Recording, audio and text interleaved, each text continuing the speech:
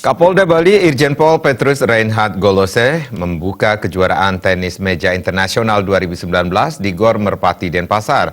Kejuaraan tersebut dilaksanakan serangkaian memperingati HUT Bayangkara ke-73 pada 1 Juli 2019.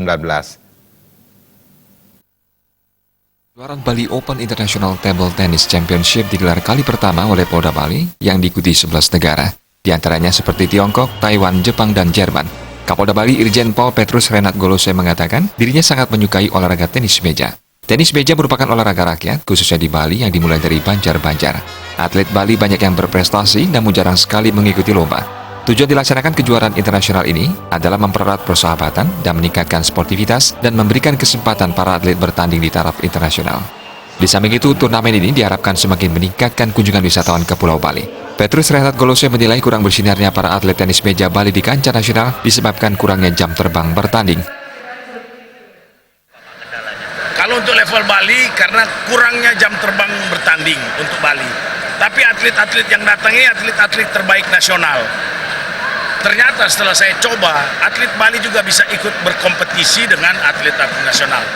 Karena tidak ada yang meminang. Sekarang saya sebagai ketua PT Messi Bali, visi saya adalah yang saya katakan tadi, bahwa memajukan olahraga pingpong, table tennis ini untuk level nasional, bahkan internasional.